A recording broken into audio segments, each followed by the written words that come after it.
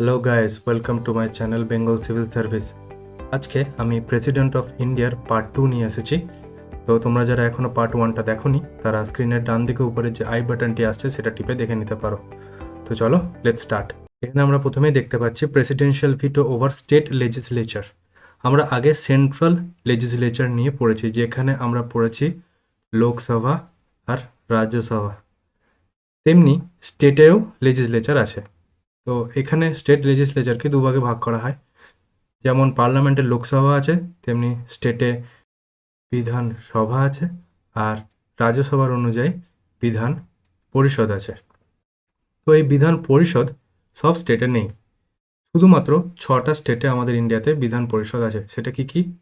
সেটা হচ্ছে Maharashtra, Karnataka, Telangana, Andhra Pradesh, Bihar and UP. আমাদের ওয়েস্ট বেঙ্গলেও বিধান পরিষদ ছিল, সেটা 1952-তে ছিল, কিন্তু সেটা অ্যাবলিশড করে দেওয়া হয়েছে under article 169 in the year 1969। এরপর দেখি কি বলা হচ্ছে। In case of bill is reserved by the governor for the consideration of president. এই পয়েন্টটা ফার্দার ডিসকাস করার আগে তোমাদেরকে বলে রাখি, আমরা যেমন আগে প্রেসিডেন্সিয়াল ভিটো ওভার সেন্ট্রাল লেজিসলেচার মানে পার্লামেন্টের কেসে দেখেছি, যখন প্রেসিডেন্টের কাছে কোনো বিল যায় সাইন হওয়ার জন্য, তখন তার কাছে 3টে অপশন থাকে। সেই 3টে অপশানই গভর্নরের কাছে থাকে, কিন্তু আর একটা এক্সট্রা অপশন থাকে। সেটা কি থাকে? সেটা হচ্ছে bill is reserve by the governor for the consideration of the president. প্রেসিডেন্টের বিবেচনার জন্য সেই বিলটা প্রেসিডেন্টের কাছে পাঠানো হয়। তো তারপরে কি করতে পারে president? President May direct the governor to return the bill for reconsideration. আবার রিটার্ন করতে বলতে পারে গভর্নরকে রিকনসিডারেশনের জন্যে। তারপরে if past with or without amendment president is not bound to give his accent. আমরা আগে কি দেখেছি, যখন ওই বিলটা আবার প্রেসিডেন্টের কাছে আসতো তখন প্রেসিডেন্টকে অ্যাসেন্ট দিতেই হতো, কিন্তু এটা স্টেট লেজিসলেচারের ক্ষেত্রে নয়। যখন বিলটা আবার আসবে প্রেসিডেন্টের কাছে তখন প্রেসিডেন্ট অ্যাসেন্ট দিতেও পারেন, আবার নাও দিতে পারেন।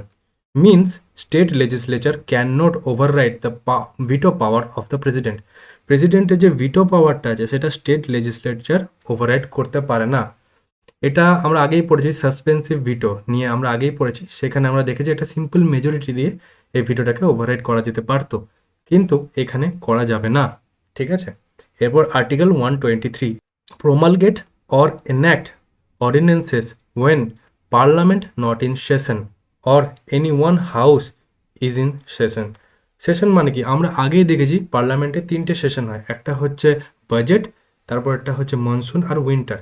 যখন এই 3টে সেশনের মধ্যে কোনোটাই রানিং চলবে না, তখন কোনো বিল আনার প্রয়োজন পড়ে গেল, তখন প্রেসিডেন্ট অর্ডিন্যান্স নিয়ে আসতে পারে। এই অর্ডিন্যান্সের বাংলাটা হলো অধ্যাদেশ। অধ্যাদেশ। তো তারপর দেখে নিই, approved by the parliament within 6 weeks from its reassembly, if not then ceases to operate on the expiry of the date. এই যে অধ্যাদেশটা আনা হয়, সেই অধ্যাদেশটা পার্লামেন্ট যখন আবার রিঅ্যাসেম্বলি হয়, মানে ধরো কোনো সেশন বসার আগে নিয়ে আসা হয়েছে, সেটা ধরো বাজেট সেশনের আগে নিয়ে আসা হয়েছে, এরপর যদি বাজেট সেশন বসে তখন এটাকে 6 উইকের মধ্যে ওটাকে অ্যাপ্রুভ করতে হবে। যদি মনসুন সেশনের আগে নিয়ে আসা হয় তাহলে মনসুন সেশন যখন স্টার্ট হবে তখন সেটাকে অ্যাপ্রুভ করতে হবে, বা উইন্টার সেশনের আগে নিয়ে আসা হয় তাহলে উইন্টার সেশনে সেটাকে অ্যাপ্রুভ করতে হবে। কতদিনের মধ্যে? 6 উইকস, তার মানে রাফলি 1.5 মাসের মধ্যে। যদি না হয়, if not then ceases to operate on the expiry of the date, এই ডেটটা যখন এক্সপায়ার হয়ে যাবে তখন ওই অধ্যাদেশটা সিজেস টু অপারেট মানে রদ্দ হয়ে যাবে। Ordinance making can be question in the court. 44th amendment 1978, এই অ্যামেন্ডমেন্টে বলা হয়েছে যে অর্ডিন্যান্স যেটা প্রেসিডেন্ট নিয়ে আসবেন, সেই অর্ডিন্যান্সটা কেন নিয়ে এলেন, হঠাৎ কি দরকার পড়লো, সেটা কোয়েশ্চেন করতে পারে কোর্টে, কিন্তু সেটা আগে ছিল না। 38th অ্যামেন্ডমেন্ট 1975-এ president's satisfaction is final, president যেটাকে ঠিক মনে করবেন সেটাকেই ফাইনাল ধরে নেওয়া হতো, কিন্তু এখন সেটা নয়। Maximum life of an ordinance is 6 months and can be retrospective. এখানে দুটো টার্ম আছে, 6 months and can be retrospective. 6 months মানে হচ্ছে এটা 6 month করার কারণ হচ্ছে রাদার কি দুটো সেশন পার্লামেন্ট, এটা জেনে রাখো পার্লামেন্টের যে সেশনগুলো হয় 3টে সেশন আমরা দেখেছি, তো যে কোনো দুটো সেশনের মধ্যে গ্যাপ শুধু ম্যাক্সিমাম 6 মাসই হতে পারে।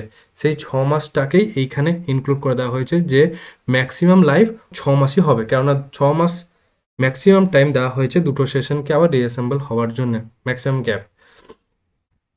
Can be retrospective, can be retrospective মানেটা কি, এটা একটা লিখে দিই তোমাদেরকে। A law that retrospectively makes criminal an act that was not criminal at that time it was done। এটার মানেটা কি, রেট্রোস্পেক্টিভের মানে বোঝাচ্ছে এটা, a law that retrospectively makes criminal an act. একটা ক্রিমিনাল অ্যাক্টিভিটি ধরো তুমি করেছো জানুয়ারি মাসে, কিন্তু তখন সেটা ক্রিমিনাল অ্যাক্টিভিটি ছিল না, কিন্তু যখন বিলটা ইন্ট্রোডিউস করা হলো সেই অ্যাক্টটাকে ক্রিমিনাল অ্যাক্টিভিটির আন্ডারে কনসিডার করা হলো। তাহলে তখন কি করা হবে, তখন তুমি বলতে পারো যে যখন আমি করেছি তখন তো ক্রিমিনাল ছিল না, তার মানে আমার কোনো দোষ নেই। কিন্তু এটাকে রেট্রোস্পেক্টিভের মানে সেটাই, ওটাই হলো যে ইন্ট্রোডিউস করা হলো তখন থেকে তো হবেই, তার আগে থেকেও এটা অ্যাপ্লিকেবল হবে। এটা খালি ক্রিমিনাল অ্যাক্টের ক্ষেত্রে নয়, যে কোনো অ্যাক্টই হতে পারে। এটা আমি ক্রিমিনাল একটা এক্সাম্পল হিসেবে তোমাকে বুঝিয়েছি। এবার নেক্সট পেজে চলে যাই। এরপর ফাইন্যান্সিয়াল পাওয়ার্স অফ প্রেসিডেন্ট, প্রেসিডেন্টের ফাইন্যান্সিয়াল পাওয়ার কী কী আছে। With his recommendation money bill can be introduced in the parliament. Money bill পার্লামেন্টে ইন্ট্রোডিউস হতে পারে একমাত্র তার রেকমেন্ডেশনেই। এরপর আমরা দেখে নিই ডিমান্ড, এখানে নো হবে না, demand for grant can be made. এরপর তোমরা বলতে পারো ডিমান্ড ফর গ্রান্ট, গ্রান্ট জিনিসটা কি, গ্রান্ট মানে হচ্ছে allows the government to withdraw money from the consolidated fund of India.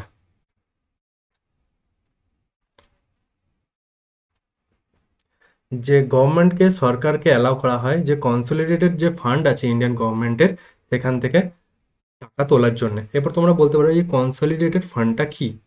তো তোমাদেরকে বলে রাখি কনসলিডেটেড ফান্ডটা হলো যে সমস্ত ডাইরেক্ট ট্যাক্স সরকার জমা করে বা ইনডাইরেক্ট ট্যাক্স সরকার পায় বা বরোড মানি সরকার লোন যে সমস্ত নেয় সে সমস্ত যে সমস্ত যেখানে জমা থাকে সেটাকে কনসলিডেটেড ফান্ড বলা হয়। এটার আর্টিকেল 266(1) বলা হয়েছে এটা নিয়ে।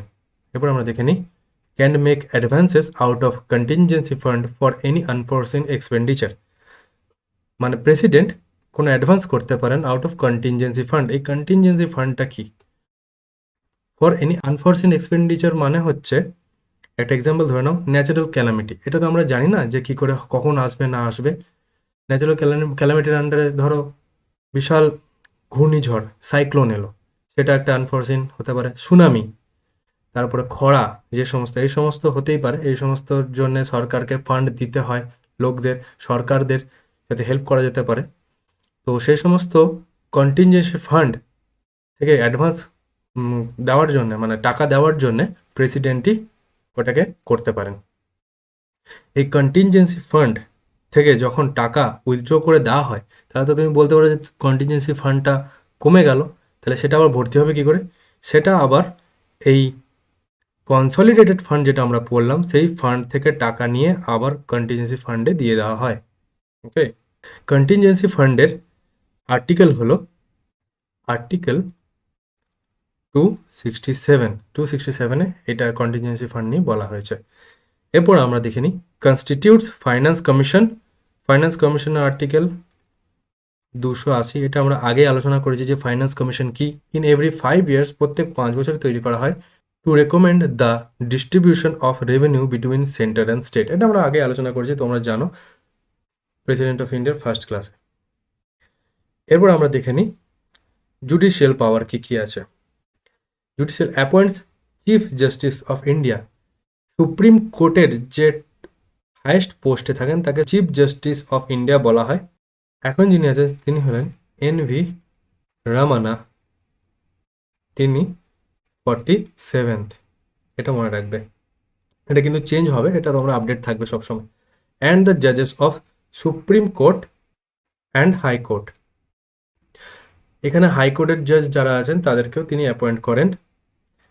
একটা জিনিস তোমরা মনে রাখবে যে এখন আমাদের ইন্ডিয়াতে টোটাল 25টা হাইকোর্ট আছে, আর প্রত্যেকটা হাইকোর্টে একটা চিফ জাস্টিস আছে। সুপ্রিম কোর্টে চিফ জাস্টিস অফ ইন্ডিয়া বসেন, আর প্রত্যেকটা হাইকোর্টে একটা করে চিফ জাস্টিস থাকেন, তিনি হেড।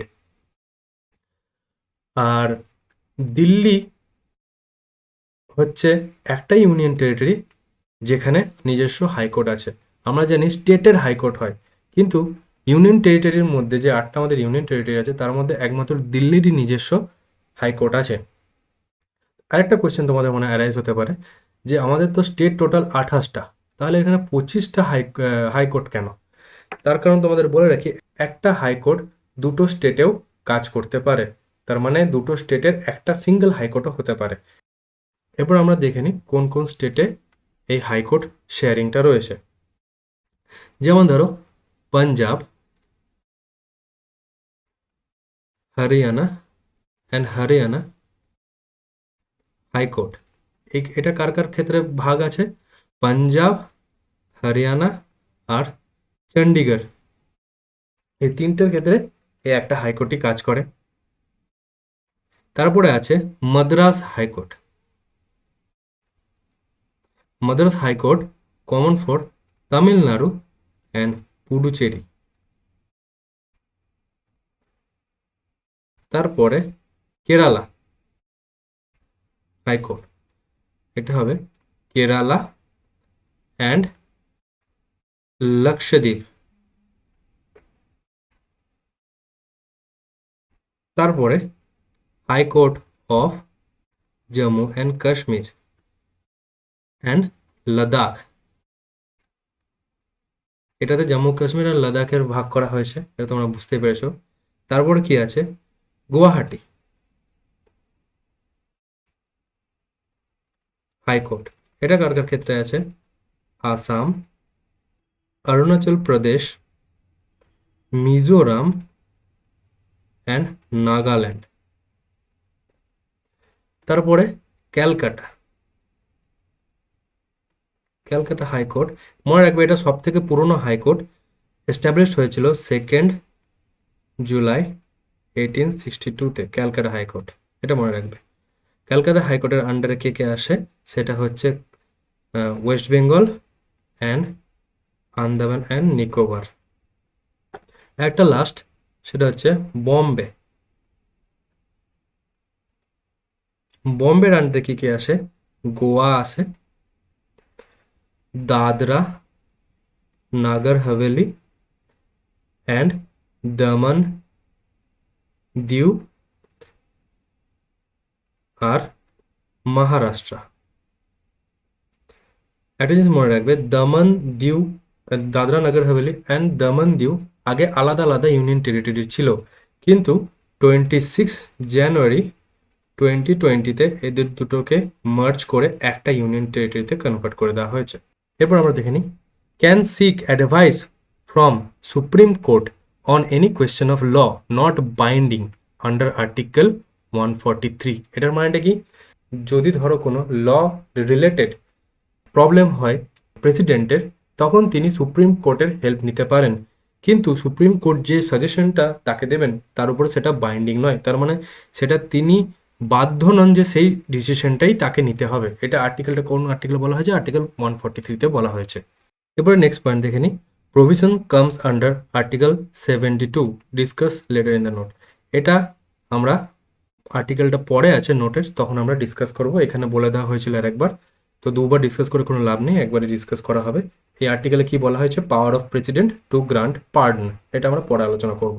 এবার নেক্সট দেখে নিই আমরা।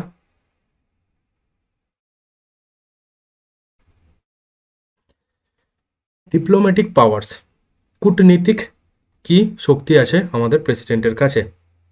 International treaties and agreements negotiated and concluded on behalf of the president subject to approval of the parliament। কোনো ইন্টারন্যাশনাল ট্রিটি বা agreement, MoU, memorandum of understanding যখন প্রধানমন্ত্রী কোনো বাইরের দেশে যান, তখন যে সমস্ত ডিল করে আসেন সেই সমস্ত ডিল প্রেসিডেন্টের নামে সাইন করা হয়, subject to approval of the parliament. তারপরে সেই ট্রিটিস বা এগ্রিমেন্টগুলোকে পার্লামেন্টে পেশ করা হয়, আর পার্লামেন্টেও পাস করা হয়, না হলে হবে না, পার্লামেন্টে পাস করাতেই হবে, subject to approval of the parliament. Represents India in national forums, তিনি প্রতিনিধিত্ব করেন ইন্ডিয়ার ইন্টারন্যাশনাল ফোরামসে। ইন্টারন্যাশনাল ফোরামস কি, এটা এক্সাম্পল দিলেই তোমরা বুঝতে পারবে। যেমন হলো United Nation, European Union, ETC, এগুলোকে ইন্টারন্যাশনাল ফোরামস বলা হয়। Sends and receives diplomats like ambassador, high commissioner and so on. এখানে তোমাদেরকে বুঝতে হবে অ্যাম্বাসেডার কি, হাই কমিশনার কি। তিনি পাঠান আর রিসিভ করেন, এদেরকে তো বোঝা গেল, এটা সিম্পল। এরা কারা সেটা বুঝতে হবে, সেটা বোঝাতে গেলে তো আসো তখন আমরা একটু আলোচনা করে নিই। যখন কোনো দেশ অন্য কোনো দেশের সাথে বন্ধুত্বের রিলেশন এস্টাবলিশ করে বা একটা দেশ হিসেবে মান্যতা দেয়, তখন সেই দেশে অন্য দেশ নিজেদের এমব্যাসি এস্টাবলিশ করেন। এমব্যাসি মানে হচ্ছে দূতাবাস, এমব্যাসি। এই এমব্যাসিতে যে দেশ, এক্সাম্পল দিয়ে বলি, বাংলাদেশে আমাদের যে এমব্যাসি আছে, সেই এমব্যাসিতে আমাদের ইন্ডিয়ার অনেক লোকই কাজ করে, তার যে হেড তাকে অ্যাম্বাসেডর বলা হয়, অ্যাম্বাসেডর বলা হয়। এরপর এই এমব্যাসিতে একটা জিনিস মনে রাখবে, বাংলাদেশে আমাদের ইন্ডিয়ান এমব্যাসিতে খুব ছোট জায়গায় একটা বিল্ডিং, ধরো একটা এমব্যাসির একটা বিল্ডিং আছে আমাদের ইন্ডিয়ার, সেই বিল্ডিংয়ের মধ্যে কিন্তু আমাদের ইন্ডিয়ার সমস্ত রুলস অ্যাপ্লিকেবল হয়, যদিও বা সেটা ফরেন কান্ট্রিতে আছে। তার মানে তোমরা বলতে পারো বাংলাদেশে যখন আমাদের এমব্যাসিতে আমরা এন্টার করব, তখন বলতে পারো ওটা আমরা মিনি ইন্ডিয়াতে এন্টার করলাম। ওইখানে আর বাংলাদেশের নিজস্ব কোনো রকম রুল কাজ করবে না, বাংলাদেশের কোনো পুলিশ অফিসার এখানে ঢুকে যেতে পারবে না, বা কোনো ল এর উপরে কাজ করবে না, কেননা এটা ডিপ্লোম্যাটিক ইমিউনিটি একটা পায়। এটাই একটা সুবিধা, এটা ইন্টারন্যাশনাল একটা ট্রিটি হয়েই আছে যে এই এমব্যাসি যেখানে যে দেশে খোলা হবে, সেই দেশে যে দেশ খুলবে সেই দেশের রুলস অ্যাপ্লিকেবল হবে। আরেকটা টার্ম আছে কনসুলেট। এমব্যাসি আর কনসুলেটের সেম কাজ। তাহলে তোমরা বলতে পারো যে নাম দুটো কেন আলাদা আলাদা, তার কারণ হচ্ছে কনসুলেট সবসময় আদার দেন ক্যাপিটালে খোলা হয়, মানে এমব্যাসি সবসময় দেশের ক্যাপিটালে খোলা হয়। যদি আমরা বাংলাদেশে খুলতে যাই এমব্যাসি, তাহলে ওটা আমাদের ঢাকাতে খুলতে হবে। এবার কনসুলেট যে কোনো বড় শহরে খোলা যেতে পারে। যদি ধরো আমেরিকা কনসুলেট খুলতে চায়, সেটা আমেরিকা খুলতে পারে মুম্বাইয়ে, চেন্নাইয়ে, কলকাতায়, হায়দ্রাবাদে, ইটিসি বড় বড় সিটিতে খুলতে পারে, কিন্তু এমব্যাসি খুলবে দিল্লিতে। তো এই এমব্যাসি আর কনসুলেট এগুলোর কাজ কি? এগুলোর কাজ হচ্ছে, একটা এক্সাম্পল দিয়ে বলি, আমেরিকার যে এমব্যাসি আছে আমাদের দেশে আর কনসুলেট যেখানে যেখানে আছে, তাদের কাজ হচ্ছে আমেরিকার যারা ন্যাশনালস আছে, যে সমস্ত আমেরিকার বাসিন্দারা আমাদের দেশে কাজ করছেন, তাদের নানা রকম কাজে হেল্প করা। নানা রকম কাজ বলতে কোনো পাসপোর্ট রিলেটেড কাজ হলো, বা কোনো প্রবলেম ফেস করলো আমাদের দেশে সিকিউরিটি রিলেটেড, নানা রকম সেই সমস্ত কাজে হেল্প করা। আর অবশ্যই যদি আমাদের ইন্ডিয়ার কেউ বিদেশে যেতে চায়, তাহলে তাদেরকে এমবাসি বা কনসুলেটে গিয়ে ওইখানে কথা বলতে হবে, তবেই সে ভিসা পাবে সেই দেশে যাওয়ার। এরপরে আরেকটা জিনিস আছে, সেটা হচ্ছে high commission office.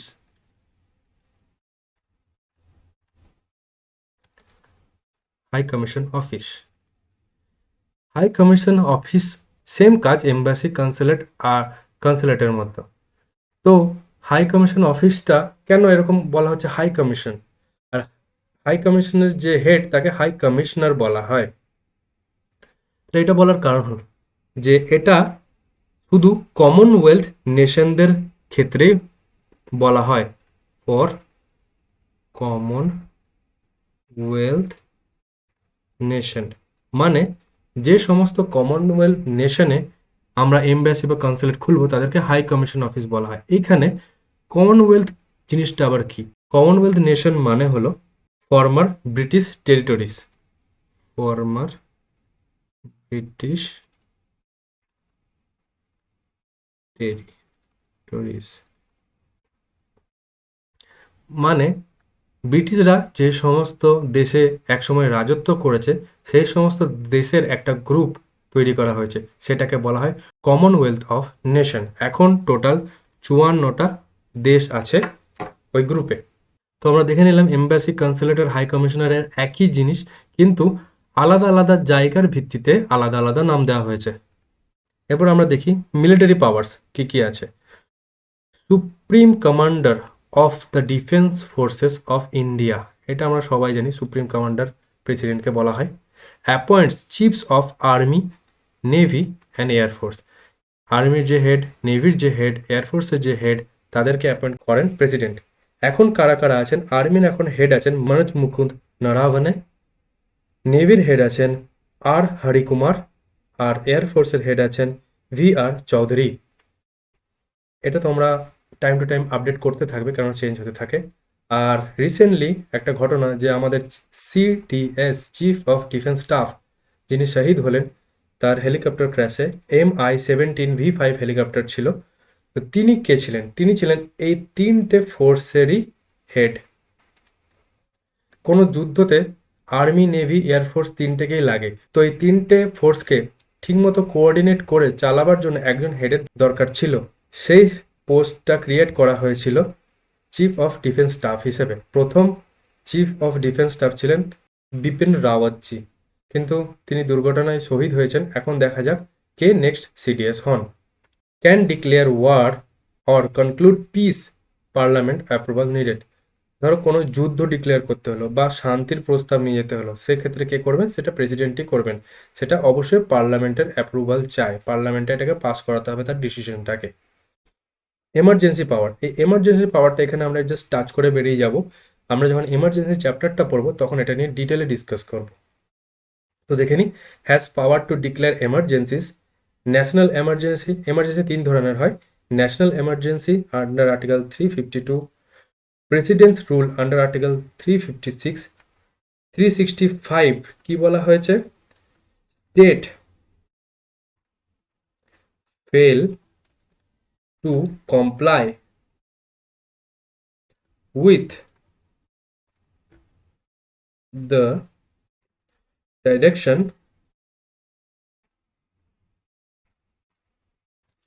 by union under provision of the constitution, by union under provision of the constitution।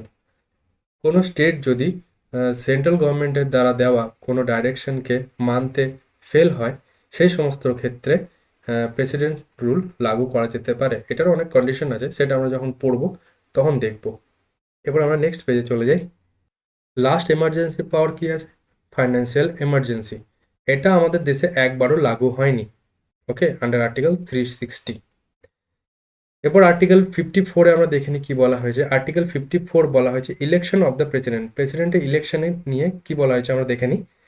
Elected members of the both the house of the parliament, legislative assembly or state and UT, both the houses of parliament.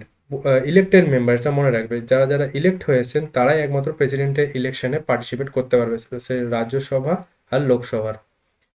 R state legislative অ্যাসেম্বলিতে আমরা দেখেছি বিধানসভা আর বিধান পরিষদ হয়।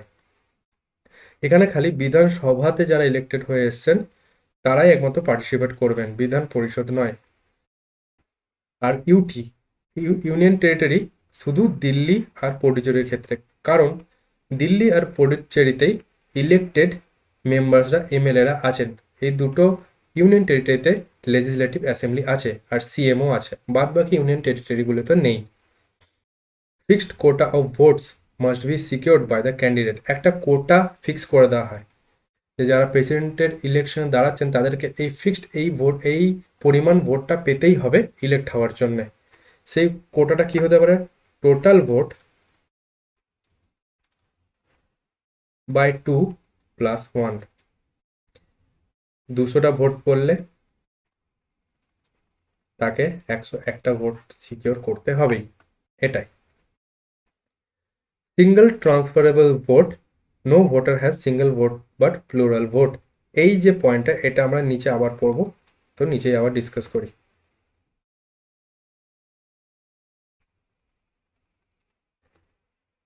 Article 55 এখানে কি বলা হয়েছে? Manner of election of president, কোন ম্যানারে প্রেসিডেন্টকে ইলেক্ট করা হয়? With the system of proportional representation by means of single transferable vote by secret ballot.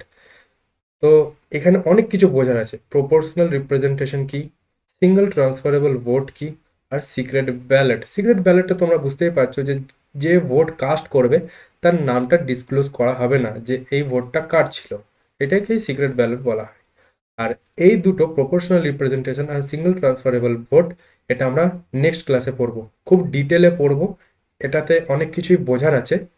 তো আশা করি আজকের এই ক্লাসটা তোমাদের ভালো লেগেছে, অনেক কিছু কনসেপ্ট ক্লিয়ার হয়েছে আর এক্সট্রা অনেক নলেজ তোমরা পেয়েছো। তো দেখা হচ্ছে নেক্সট ক্লাসে। Thank you.